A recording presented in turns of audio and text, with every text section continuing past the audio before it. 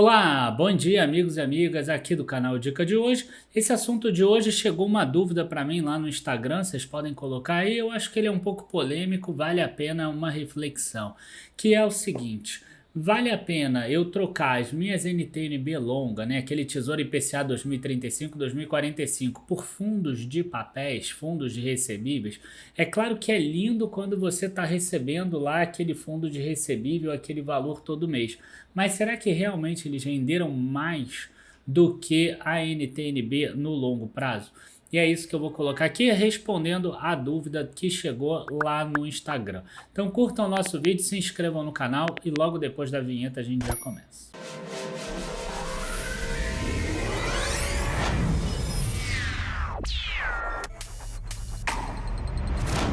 Pessoal, antes da gente começar aqui, eu quero convidar vocês, dia 20, 21 e 22 de junho, eu vou estar fazendo uma imersão da mentoria de análise fundamentalista que é maravilhosa.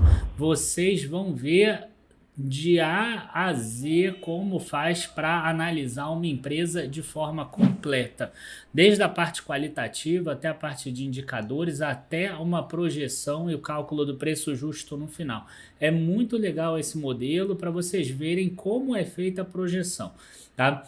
E além disso, a gente também vai ter outras aulas que não são de precificação em si, mas que vão trazer algum conteúdo para vocês também. Então não percam 20, 21 e 22, a gente tá aqui com vocês. Bom, pessoal, vamos começar aqui, ó, que é muito importante a gente ver aqui na própria economática como é que funciona. Tá? Então, a linha da NTNB, para vocês terem uma ideia, é essa verde daqui. Então, se vocês olharem aqui, vocês vão ver que de 2017 para cá, teve o IRDM, por exemplo, que está lá em cima, 277% de alta. Tá? Pegando todos os rendimentos que ele distribuiu, você recompondo nele, assim como na NTNB.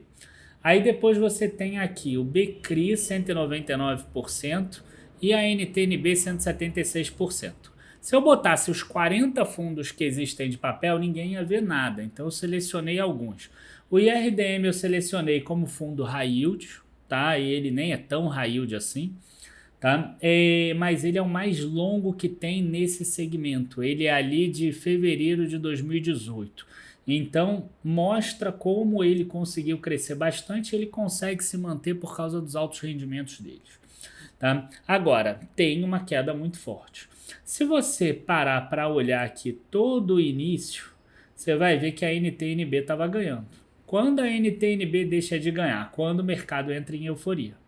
Se você parar para olhar aqui nesse período todo aqui, ó, tirando lá o IRDM que está lá em cima, a NTNB ganha de todos eles. Então, quer dizer, se você tivesse uma carteira com esses fundos todos, que eram fundos que tinham naquela época, sem querer correr tanto risco de um high yield, você teria problemas. Por quê? Porque você iria diversificar entre eles e provavelmente você ganharia menos do que a NTNB.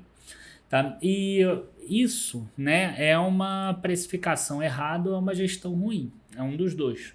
Né? Ou o mercado deveria estar com preços menores naquela época lá atrás em 2017, ou as gestões não conseguiram entregar.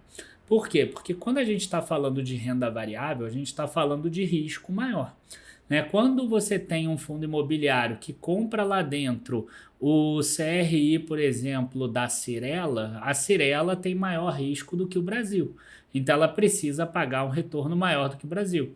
Só que esse retorno tem que ser maior do que a taxa de administração e os custos do fundo para conseguir chegar no cotista algo maior do que a NTNB. Tá? Então, o que os fundos começaram a fazer? Eles começaram a comprar hoje em dia CRIs de empresas que não são listadas, CRIs de empresas que são menores, de médias empresas, pulverizados, home equity, de residencial, loteamento e coisa do tipo, multipropriedade.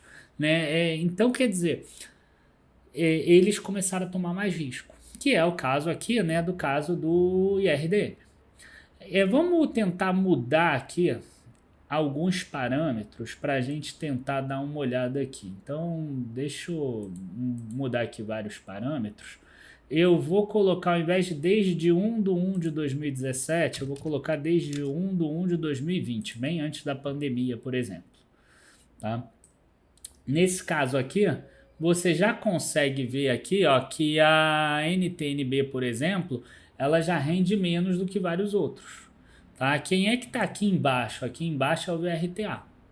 Tá? Então o VRTA realmente ele teve algo muito ruim aqui. Quem está depois dele aqui? O OUJP.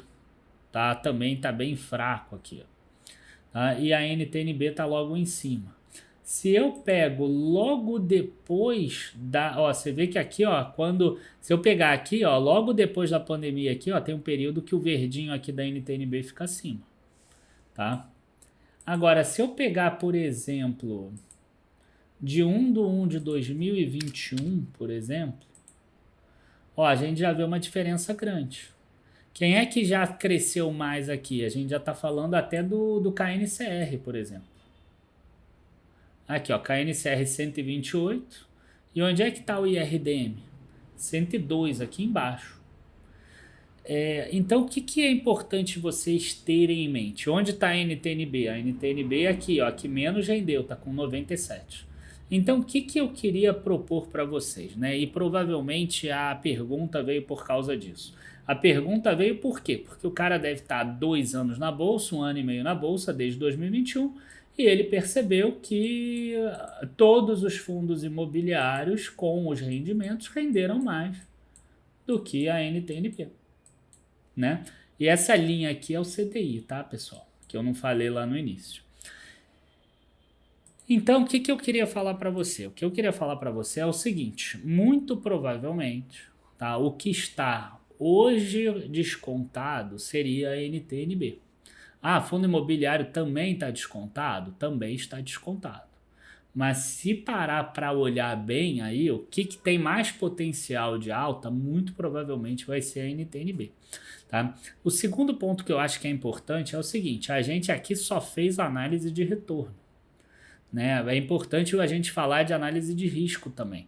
Quantos CRIs aí tiveram problema nos últimos 5 anos, por exemplo? Eu acho que teve um, que estava até em um dos fundos lá da Polo, tá? Mas só um. O que vai acontecer se um dia a gente tiver em massa um calote de CRIs? Né? Vale a pena olhar só retorno? Ah, mas um dia o governo federal pode também dar calote. Cara, se o governo federal der calote, muito provavelmente até mesmo o Itaú e o Bradesco vão ter problema, por exemplo, para poder manter o balanço deles livre ali, porque cada um tem 150, 180 bilhões de título público. Então vai ter um problema ali até no patrimônio líquido de grandes bancos do Brasil. Aí vai ser um efeito cascata completo. Então, gente, aprendam que cada uma das caixinhas que existem na nossa parte de investimento, elas têm um motivo.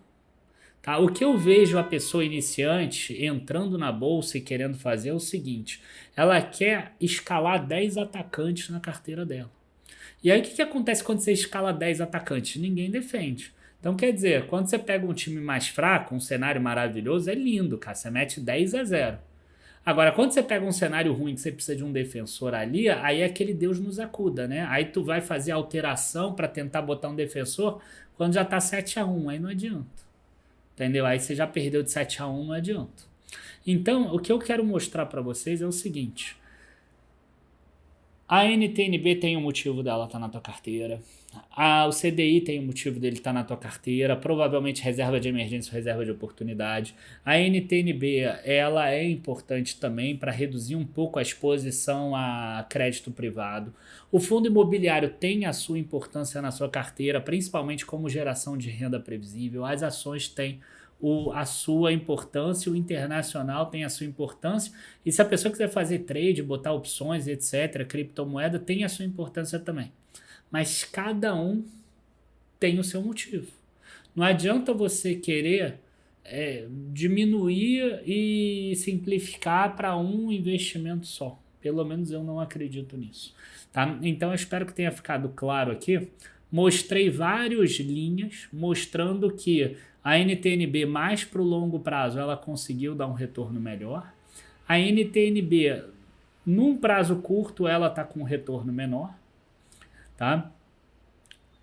Por que ela está com esse retorno menor? Muito provavelmente porque os FIIs acabaram caindo muito ali durante a pandemia, mais do que ela própria, tanto que a gente viu que ela estava um pouquinho acima naquele período inicial. Bom, gente, acho que é isso. Abraço a todos, bons investimentos, espero que vocês tenham gostado desse vídeo. Se vocês gostaram, curtam, se inscrevam no canal, compartilhem com os amigos, que é importante para a gente crescer e aparecer para mais pessoas. Não percam a nossa imersão da análise fundamentalista dias 20, 21 e 22 de junho. Abraço e até a próxima. Tchau, tchau, pessoal.